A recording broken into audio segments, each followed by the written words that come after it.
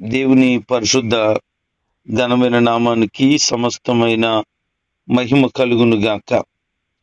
ఈరోజు వాక్య ధ్యానం కొరకు ఇర్మియా గ్రంథం 19వ అధ్యాయం. దేవుడు తన ప్రజలకు అనేక విషయాలు బోధించాలి, తెలియపరచాలి అని ఉద్దేశం కలిగి ఉన్నాడు. అందుకని ఆయన ఇర్మియా ప్రవక్తను ఒక బలమైన సాధనంగా వాడుకుంటున్నాడు. ఆ ప్రజలకు మరింత సుస్పష్టంగా అర్థమవటానికి, వాళ్ళకి అర్థమయ్యే రీతిలో ఏదొక ఉపమానాన్ని వారికి తెలియచేసి అందులో ఉన్నటువంటి పాఠాన్ని లేకపోతే సత్యాన్ని వారు గ్రహించినట్లుగా దేవుని యొక్క ఆలోచన వారి మీద ఉంది. అందుకని ఒక రోజున నడికట్టు గురించి ప్రభు చెప్పారు. తర్వాత కుమ్మరివాని ఇంటికి వెళ్ళమని చెప్పడం మనం గమనించాం. ఇప్పుడు మరలా చెప్తున్నారు, కుమ్మరివాడు చేసినటువంటి కూజ కొనండి అని చెప్పాడు. ఇర్మియా ప్రవక్తతో ప్రభు చెప్తున్న మాట, కుమ్మరివాని చేతి పని అయినటువంటి కూజ ఒకటి కొనుక్కొని ఆ కూజను పట్టుకొని జనుల్లో పెద్దలను, యాజకులలో పెద్దలను నువ్వు తీసుకుని ఊరు వెలుపలికి వెళ్ళాలి. ఊరు వెలుపలికి వెళ్ళి అక్కడ అర్షీతు అనేటువంటి ద్వారం దగ్గర, బెనిహీం అనేటువంటి లోయ దగ్గరికి వెళ్ళి అక్కడ నేను నీతో ఏదైతే చెప్తున్నానో ఆ మాటలు చెప్పు అని ప్రభు చెప్పారు. ఎందుకు డైరెక్ట్గా వాళ్ళతోనే మాట్లాడొచ్చు కదా, వాళ్ళని తీసుకొని ఎందుకు ఊరు బయటికి వెళ్ళాల్సిన పరిస్థితి, ఎందుకు అర్షీతు అనేటువంటి ఒక గుమ్మం దగ్గరికి వెళ్ళాలి? ఈ అర్షీతు అనే గుమ్మం ఏంటి అనంటే, అర్షీతు అనే గుమ్మం శ్మశానం అని అర్థం. అంటే శ్మశానానికి ఎంట్రన్స్ గేట్ దగ్గరికి తీసుకెళ్ళమన్నాడు. దీన్ని ఇబ్రూ పదంలో తొపేతు అని అంటారు. అమోను వాళ్ళు కొన్నిసార్లు తమ దేవుడు మిలేకుకు తమ పిల్లలను అగ్నిలో అర్పించినటువంటి సందర్భం. ఆ యొక్క శ్మశాన భూమి దగ్గర వాళ్ళు ఇశ్రాయేలీలు, అమోనీ వాళ్ళు కూడా వారి పిల్లలను దేవునికి, అనగా వాళ్ళు పూజించే మెలేకు అనే దేవుడికి బలులు అర్పించి ఆ పిల్లలను అక్కడ దహన బలిగా అర్పిస్తూ ఉండేవాళ్ళు. ఇది దేవుడు గమనించాడు. యోధా, యెరూషలేము నివాసులు హేయకరమైన ఈ ఆచారాలను అనుసరించడం ప్రారంభించారు. పక్కనున్నటువంటి అమోనీ వాళ్ళు చేసినటువంటి పనులు మాకు కూడా బాగున్నాయి, మేము కూడా పాటిస్తే బాగుంటుంది, మాకు కూడా క్షేమం అవుతుందని వాళ్ళు చేసిన ఈ దౌర్భాగ్యమైన పనిని వీళ్ళు కూడా నేర్చుకున్నారు. కొద్దిమంది ఎలాగుంటారంటే, స్వహతాగా వీళ్ళకి అలాంటి స్వభావం ఉండదు, కానీ పక్కోళ్ళను బట్టి వీళ్ళు తయారవుతారు. చెడు పని చేయడానికైనా, కొన్ని ఆచారబద్ధమైన పరిస్థితులు చేయడానికైనా పక్కోళ్ళను బట్టి వీళ్ళు తయారవుతారు. నీకు కూడా పక్కోళ్ళను బట్టి చెడిపోయే బుద్ధి ఉందేమో, జాగ్రత్త. వాళ్ళు ఎలాగున్నారు, వాళ్ళు అలాగుంటున్నారు అని నీవేమి నీ హృదయాన్ని పాడు చేసుకోవద్దు. నువ్వు ఎలాగ యథార్థంగా బ్రతుకుతున్నావో నీ యథార్థతను కోల్పోకుండా అలాగే బ్రతుకు. అంతేకాని లేనిపోని చెడును నువ్వు తెచ్చుకోవద్దు.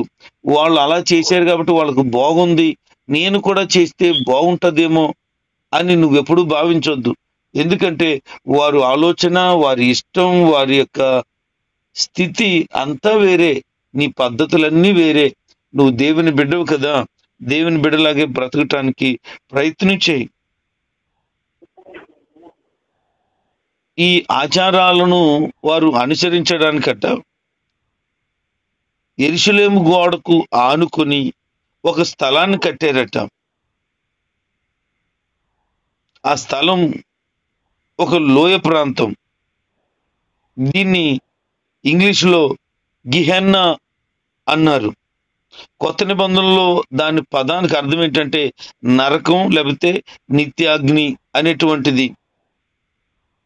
గ్రీకులో గెహినోమ్ అని అంటారు. అంటే మనం చదువుకున్నాం కదా, బెన్హీనం లోయ అని. ఆ లోయను వారు సిద్ధం చేసుకున్నారు. దానికి ఒక గోడ కట్టారు. ఆ గోడ దాటిన తర్వాత లోయ ఉంటుంది. ఆ లోయలో ఇలాంటి బలులు అర్పించేవాళ్ళు. పిల్లలను చంపేసి వధ ఏర్పాటు చేసి దహన బలిగా అర్పిస్తూ వారు మెలేకు దేవుణ్ణి పూజించడం మొదలు పెట్టారు. ఎంత దుర్మార్గమైనటువంటి పద్ధతిని వారు ఆచరిస్తున్నారు చూడండి. వారు చెడు నేర్చుకున్నారు పక్క వాళ్ళ నుంచి. నువ్వేం నేర్చుకుంటున్నావు? నిన్ను బట్టి నీ పక్క వారు ఏం నేర్చుకుంటున్నారు? నువ్వు ఇతరులను పాడు చేస్తున్నావా? ఇతరులను బాగు చేస్తున్నావా? లేకపోతే ఇతరుల దగ్గర నుంచి ఏదైనా చెడును నేర్చుకుంటున్నావా? 6 నెలలు సహవాసం చేస్తే వీరు వారైపోతారంట, వారు ఈరైపోతారంట. అంటే ఎందుకు మారిపోతున్నావు సహవాసంలో? నీ సహవాసంలో దోషం ఉంది, జాగ్రత్త. నువ్వు ఎవరు స్నేహం చేస్తున్నావో ఆ స్నేహితులు నిన్ను చెడగొడుతున్నారు, పాడు చేస్తున్నారు, జాగ్రత్త. అందుకని ప్రభు చెప్తారు, అన్ని జనులతో నీవు సహవాసం కలిగి ఉండవద్దు, అన్ని జనుల ఆచారాలను నువ్వు పాటించవద్దు. అంటే చాలా త్వరగా వాటికి అట్రాక్ట్ అయిపోతారు. వారి యొక్క ఆచారాలు, పద్ధతులు, వారి యొక్క అనుసరించే విధానం అంతా కూడా పూర్తిగా చెడగొట్టేది అయిపోతుంది. కనుక అలాంటి వాటిలో నువ్వు పడిపోతావేమో, వాళ్ళతో సహవాసం చేయొద్దు అన్నాడు. ఈ అర్షితు అనేటువంటి ఈ శ్మశాన స్థలంలో జనుల పెద్దలను, యాజకుల పెద్దలను పిలిచి మాట్లాడుతూ ఉన్నాడు. ఏం మాట్లాడుతున్నాడు అనంటే, మీరు దేవుణ్ణి విడిచిపెట్టారు, దేవుడు కూడా ఆలోచన చేయలేనంత ఘోరమైన ఆలోచన చేశారు. ఎంత ఘోరమనంటే, పిల్లలను బలిచ్చి వాళ్ళని దహించేటువంటి భయంకరమైన చెడు, ఇంత ఘోరమైన పరిస్థితి మీరు చేశారు. ఇది నాకు నచ్చలేదు. నేను ఎప్పుడు ఈ మాటలు చెప్పలేదు. ఇలాగుని పిల్లలను బలిమ్మని కానీ వాళ్ళని దహించమని కానీ నేను చెప్పలేదు. నేను చెప్పని దానిని మీరెందుకు చేశారు? అందుకనే మీ మీద నాకు కోపం వస్తుంది అన్నాడు. ఆ కోపం ఎంత ఘోరంగా ఉంది అనంటే, మీకు భయంకరమైన పరిస్థితి కలగబోతా ఉంది. మీరు ఇంత దుర్మార్గపు చెడును నేర్చుకొని నాకు చాలా బాధ కలిగించారు. కాబట్టి మీకు నేను ఈ శ్మశాన భూమిని నాశన భూమిగా మార్చబోతున్నాను, నరకపు స్థలంగా మార్చబోతున్నాను. ఘోరమైన వధ మీలో వినబడబోతోంది. మీరు ఇక ఏడవటానికి కుదరలేనంత ప్రతి ఇంటిలోనూ కూడా భయంకరమైన పరిస్థితిని నేను కలిగజేయబోతున్నాను. ఎందుకు దేవునికి ఇంత కోపం? ఎందుకు దేవుడు ఆ స్థలాన్ని అంతగా శపించాడు? ఎందుకు ప్రజల మీద ఇంత తన కోపాన్ని వ్రెళ్ళగొక్కుతున్నాడు? దేవుడు ఎప్పుడు కూడా బిడలు బాగుండాలని ఆశపడ్డాడు. కానీ ప్రజలు మాత్రం ఏమైపోయారనంటే, దేవునికి విరోధమైన పనులు చేయడం ప్రారంభించారు. ఇర్మియాతో అంటున్నాడు దేవుడు, ఇదిగో వాళ్ళందరితో నువ్వు మాట్లాడుతున్నావు కదా, ఈ మాట్లాడుతున్నప్పుడు నువ్వు చేయాల్సిన పని ఏంటంటే, కొన్ని తీసుకువచ్చిన ఆ కూజాను నేలనేసేయి, అది పగలగొట్టు, దాని గురించి వాళ్ళకి ఈ పాఠం చెప్పు. ఇదిగో ఈ మట్టి కూజ పగిలిపోయింది, ఇప్పుడు మరలా దాన్ని అతకగలవా అని అడగమన్నాడు. పగిలిపోయిన కూజాను మనం అతకగలమా? అది పచ్చి మట్టితో చేయబడి అది ఇంకా ఆరబెట్టకపోతే, కుమ్మరివారి ఇంటి దగ్గర ఉన్నటువంటి కుండ పగిలిపోతే, చేసేటప్పుడే పక్కకు జారిపోతే, దాన్ని మరలా మట్టిలో కలిపి దాన్ని తయారు చేయడానికి అయింది. కానీ అది ఒకసారి పూర్తిగా తయారవి ఎండపెట్టబడి కాల్చబడిన తర్వాత అది పగిలిపోతే ఇక ముక్కలుగా ఉంటది తప్ప ఎట్టి పరిస్థితుల్లోనూ కలపలేము. అలాగే మీ జీవితాలు పగలగొట్టబడిన కూజాలాగా అయిపోతాయి. మీరు ఎంత ప్రార్థన చేసినా, ఎంత బ్రతిమలాడినా, ఎంత సరైపోతామని అన్నా, మీరు మళ్ళా మీ జీవితాలను కట్టుకుంటాం, మేము బాగవుతాం, బాగానే ఉంటాము అని చెప్పినా ఇక మీ ప్రార్థన వినను. ఎంత ఘోరమైన దుస్థితికి మీరు వెళ్ళిపోయారంటే, మీ పిల్లలను బలిచ్చేసి దహించే ఒక దుర్మార్గపు పని చేశారు. నేను ఎప్పుడు అలా చెప్పలేదు అని ప్రభువే చెప్తున్నాడు. ప్రజలను బలి కోరలేదు దేవుడు, గొర్రెలను పక్షులను బలిమ్మన్నాడే తప్ప మనుషులను బలి ఇమ్మనలేదు. అబ్రహాంతో ప్రభు చెప్తారు, అబ్రహాం, నీకు ఒకగానొక కుమారుణ్ణి నాకు బలిగా అర్పించు అన్నాడు. ఎందుకు చెప్పాడు అనంటే, తన విశ్వాసాన్ని పరీక్షించటానికి తప్ప నిజంగా బలి ఇవ్వమని కాదు. ఇవ్వగలడా అబ్రహాము? అంతటి ప్రేమ నా మీద ఉందా, తన కుమారుడి మీద ఉందా అని ఒక పరీక్ష మాత్రమే పెట్టాడు. అబ్రహాము కత్తెత్తి తన కుమారుని బలి ఇవ్వబోతుండగా మరలా దేవుడే దూతను పంపించి, అబ్రహాం, విశ్వాసంలో గెలిచావు నాయన, నీకు పెట్టిన పరీక్షలో గెలిచావు కాబట్టి ఇదిగో నీ కుమారుని ఏమీ చేయొద్దు. నేను నరుని బలిగా కోరే దేవుణ్ణి కాదు, విరిగి నలిగిన హృదయాన్నే నేను కోరుతాను. నువ్వు విరిగి నలిగిన హృదయంతో ఉన్నావు గనక నిన్ను మెచ్చుకుంటున్నాను. అదిగో పక్కన పొట్టేలుంది, దాన్ని బలిచ్చేసే, నీ కొడుకుని బయటికి తీయని చెప్పాడు. దేవుడు ఎప్పుడు కూడా మీ పిల్లలను బలి ఇవ్వమని చెప్పలేదు. మరి ఎందుకు వీళ్ళు అలాంటి పని చేశారు? చేసిన పనికి వచ్చిన కోపానికి వారికి శిక్ష అని చెప్తూ, మీ ఇల్లు నాశనం అవుతాయి, మీరు లేకుండా పోయే స్థితిని తీసుకొస్తాను అని చెప్తున్నాడు దేవుడే. అంతటి కోపం రేపేశారు. ఇంకా అంటాడు, ఇర్మియా, నువ్వు మందిరంలోకి వెళ్ళు, ఈ విషయాలన్నీ కూడా మందిర ఆవరణంలో నిలబడి చెప్పు. ఎందుకు ఇక్కడ పెద్దలని పిలిపించి, యాజకులను పిలిపించి మాట్లాడాల్సి వచ్చింది అనంటే, ముందు పెద్దలతో మాట్లాడి, యాజకులతో మాట్లాడి వారికి జరిగిన విషయం చెబితే వారు సరి చేయబడతారు, వారు ప్రజలను సరిచేస్తారు అని. మరలా ఈ ప్రజలందరికీ చెప్పకపోతే బాగోదు అని మరలా ఇర్మియా ప్రవక్త మందిరపు ఆవరణంలోనికి వెళ్ళాడు, ప్రజలందరినీ సమకూర్చాడు, అక్కడ బోధించడం ప్రారంభించాడు. ఇదిగో మీరు చేస్తున్న ఈ దుర్మార్గానికి దేవునికి కోపం వచ్చింది. శ్మశాన భూమిగా ఉండేది వధ భూమిగా మీరు మార్చేసుకుంటున్నారు. ఒక నరకపు స్థలంగా దీన్ని మీరు మార్చేస్తున్నారు. మీరు చేస్తున్న ఈ భయంకరమైన పనికి దేవుని కోపం వచ్చింది. అందుకే మీ ఇండ్లు నాశనం అవుతాయని దేవుడే చెప్పమన్నాడు అని మందిర ఆవరణములో బోధిస్తుంటుండగా, ప్రజలు ఏమైనా మార్పు వస్తుందేమో, వారు ఏమైనా లోబడతారేమో అని అనుకుంటున్నట.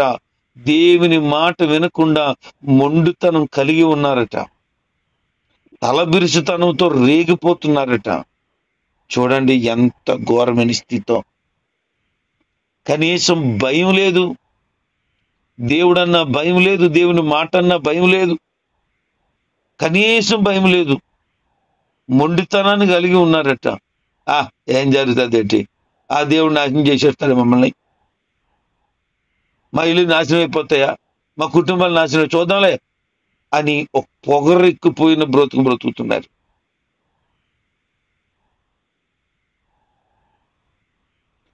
మిమ్మల్ని మాత్రమే కాదు, మీతో సంబంధం కలిగిన వారు, మీతో సహవాసం కలిగిన వారిని కూడా ఊరుకునేదేమి లేదు, వాళ్ళకు కూడా కీడు తప్పకుండా కలుగు చేస్తానంటున్నాడు దేవుడు. మీరు ఎవరి వల్ల చెడిపోయారో వాళ్ళకి ఉంటది భజన కార్యక్రమం, మీకు ఉంటది. ఎందుకు అంటే మీరు మారు మనసు పొంది పశ్చాత్తాపడి, అయ్యో మేము చెడు చేశాం, దేవుని కోపం రేపాం, మా పిల్లల్ని ఇలా బలిచ్చాం, దహించాం అని పశ్చాత్తాపడతారని చూశాడు దేవుడు. కానీ అసలు పశ్చాత్తాపమే పడలేదు, మొండితనాన్ని కలిగి ఉన్నారు. నోవహు కాలంలో ప్రజలకు ప్రభు చెప్పమన్న మాట ఏంటంటే, ఇదిగో భూమి మీదకి భయంకరమైన జలప్రలయం రాబోతుంది, ఆ జలప్రలయంలో యావత్తు ఈ భూభాగం అంతా కూడా మునిగిపోబోతుంది, ప్రజలందరూ చనిపోబోతున్నారు. కనుక మార్పు నొందగలిగితే ఈ ఓడలో ప్రవేశించమని చెప్పు అని నోవహుతో చెప్పినప్పుడు 100 సంవత్సరాలు ప్రకటించిన ఏ ఒక్కడు కూడా మారు మనసు లేదు. వాళ్ళకి మొండితనాన్ని కలిగి ఉన్నారు, విర్రవీగుతున్నారు, ఇష్టానుసారంగా బ్రతికారు వాళ్ళు. అందుకనే ఘోరమైనటువంటి జలప్రలయంలో అందరూ కూడా చచ్చిపోయారు. మొండితనం నాశనానికి తీసుకొస్తుంది.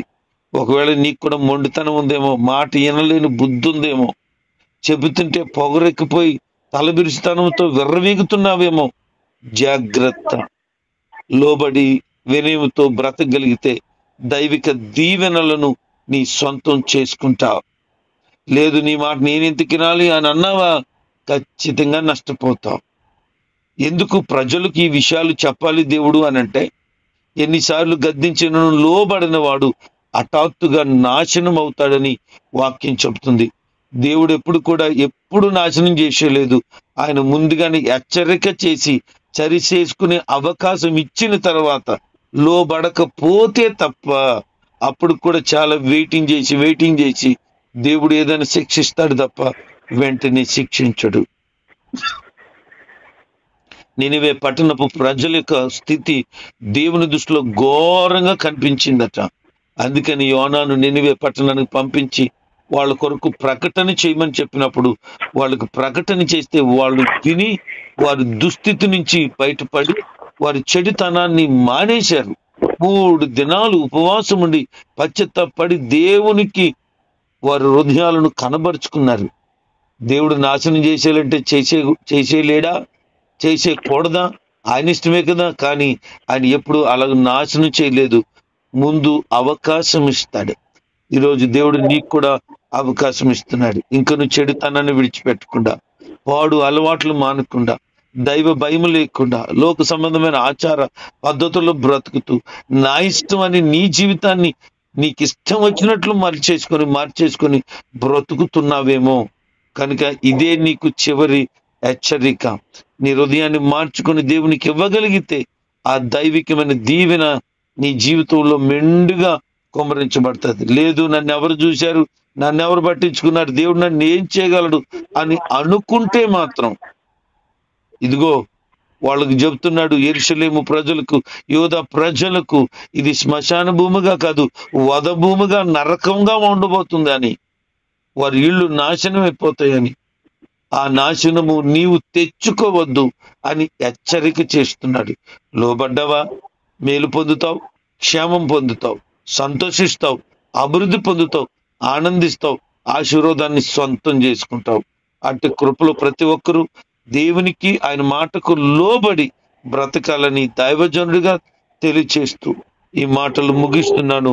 దేవుడు అందరినీ కూడా వాక్యానుసారంగా జీవించేటట్లు మలుచునుగాక.